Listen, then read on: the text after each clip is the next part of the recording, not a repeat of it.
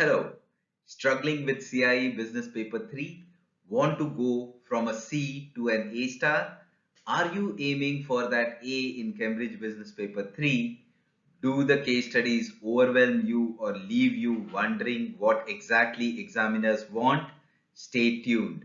I am breaking down the exact strategy examiners want to see in your answers. Don't worry, you are in the right place.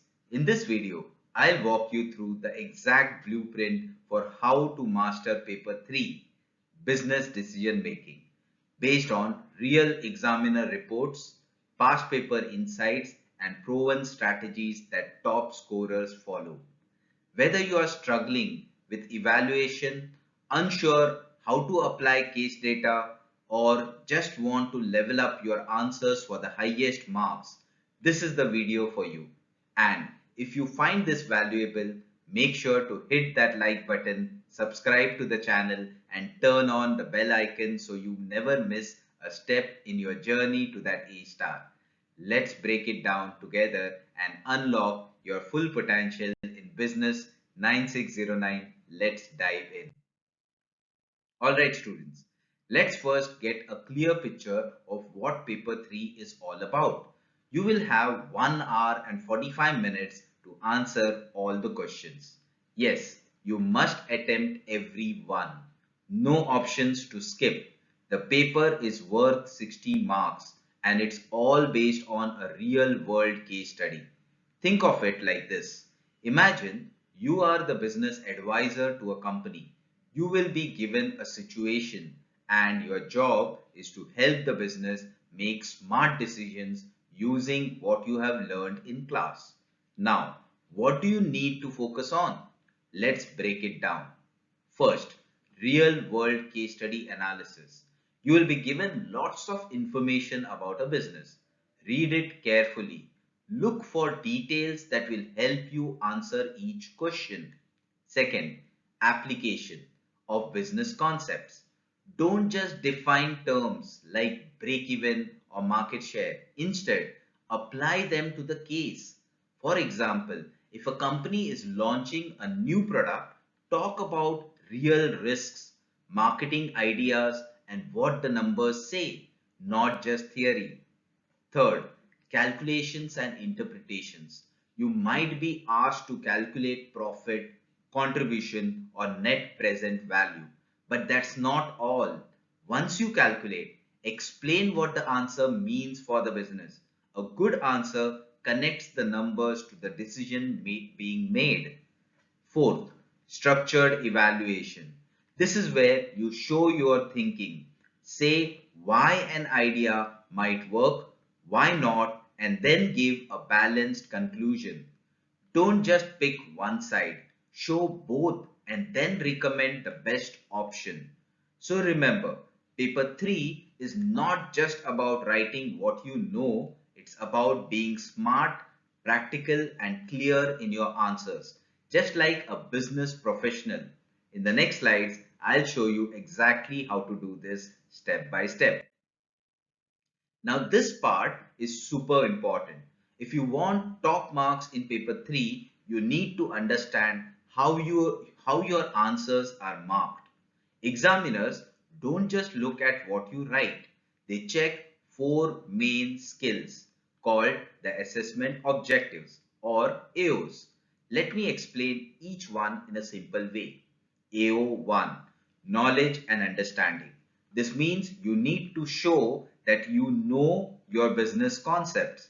For example, if the question asks about the pricing strategies, you should be able to explain what penetration pricing or cost plus pricing means.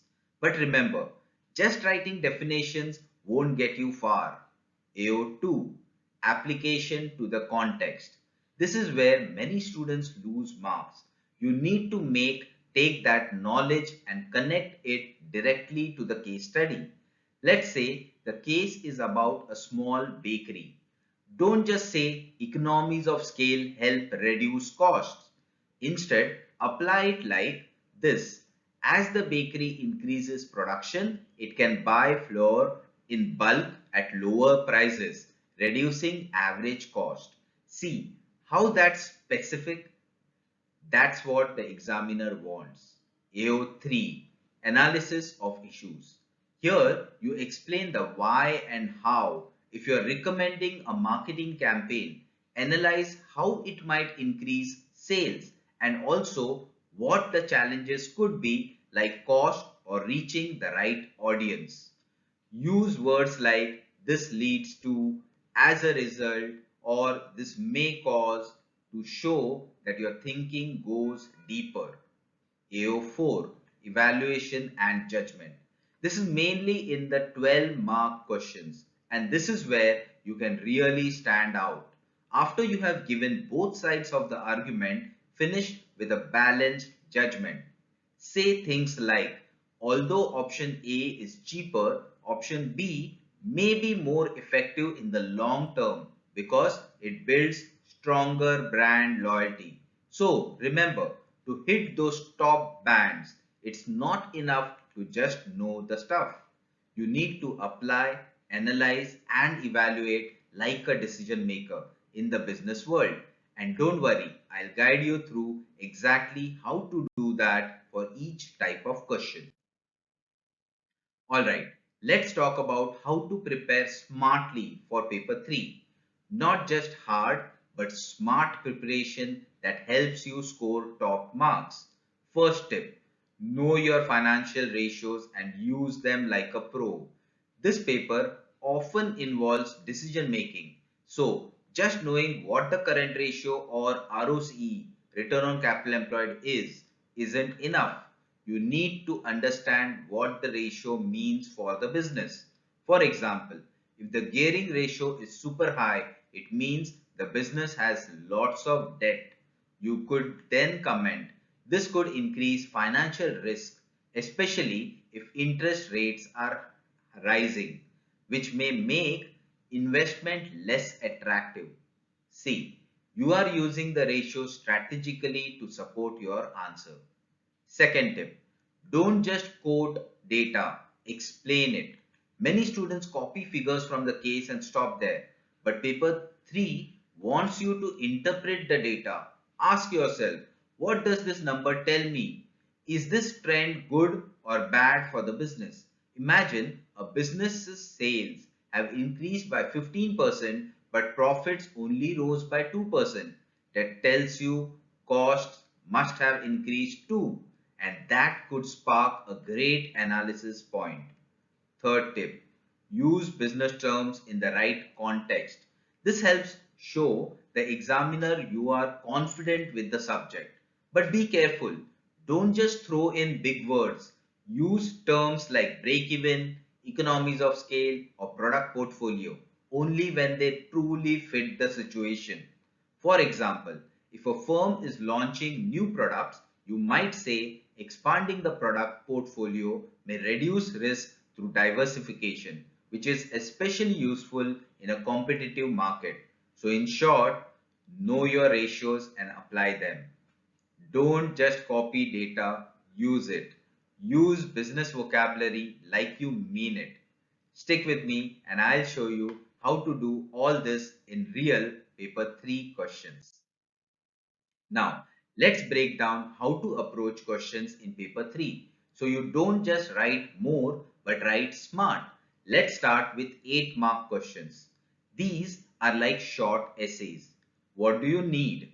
Just two strong, well-developed points, each linked clearly to the case study. Imagine the question is analyze two reasons why the business might want to relocate. You could say relocating to a bigger city may give access to a larger market, which could increase sales revenue. Then add analysis. However, this could also increase fixed costs like rent, so the firm must ensure higher sales will cover this rise in cost. See how we have connected the idea to the case study and added analysis? That's the formula. Point plus context plus analysis. And no, you don't need a conclusion here. Save your energy for the big ones. Now, the 12-mark questions.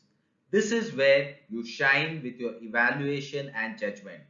These questions are usually like evaluate whether the business should launch a new product. Here's what you do. Give balanced arguments. One side for, one side against. Use the case study context. Then give a clear conclusion that's justified. For example, you might say, yes, launching a new product can attract a new customer base, especially since the case says sales are falling. But then you weigh it up. However, the business has limited cash reserves and product launches can be costly and risky, especially if market research is weak. Finally, end strong with a conclusion.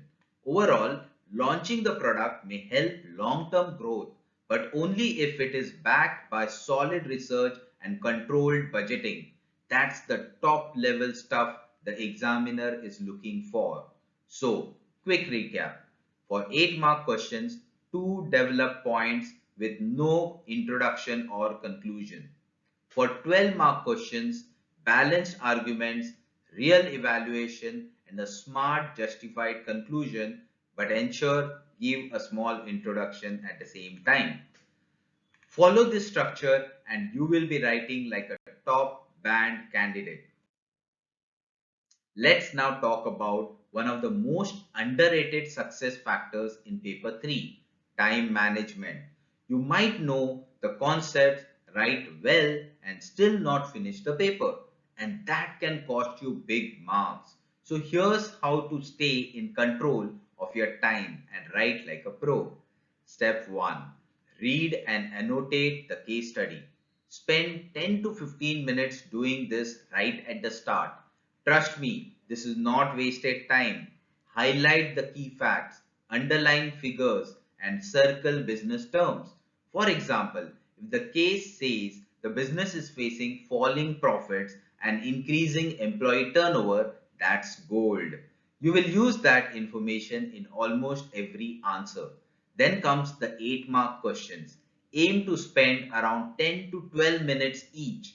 That gives you enough time to write 2 solid points with explanation and link them to the case study. Don't over-explain or repeat yourself. It's about quality and not quantity. Now, for the 12-mark question, this one needs a bit more brain power. So give it 18 to 20 minutes. This is where your evaluation and conclusion comes in. Take your time to balance arguments and write a thoughtful judgment. And here's a smart tip. Use the number of marks as your timer. If a question is worth 8 marks, think about 10 to 12 minutes max. If you spend too long on one question, you might rush the next. And that's how the students lose easy marks. So here's your ideal flow. Read and annotate 10 to 15 minutes. 8-mark questions 10 to 12 minutes each. 12-mark question 18 to 20 minutes each. Stick to this and not only will you finish the paper, you will finish strong. Hit that like button if this breakdown helped and don't forget to subscribe for more tips that make business fun, clear and exam ready. Okay, learners, let's now hear what the examiners really want in paper 3.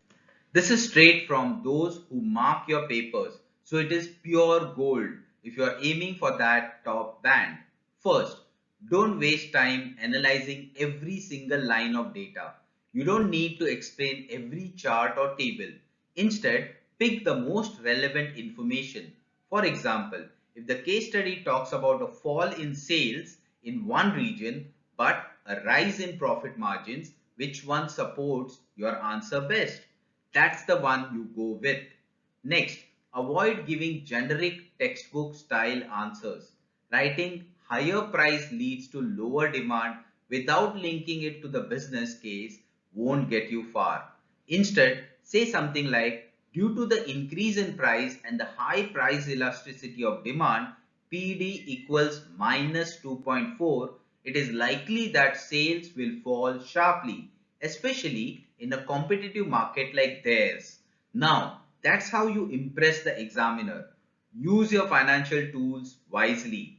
Ratios like ROCE, return on capital employed, P ratio or PED, price elasticity of demand, should not just be calculated but actually used to support your argument.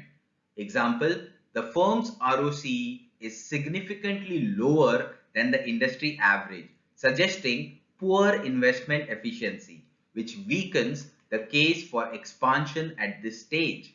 Finally, when you evaluate, make sure you give a clear, reasoned judgment.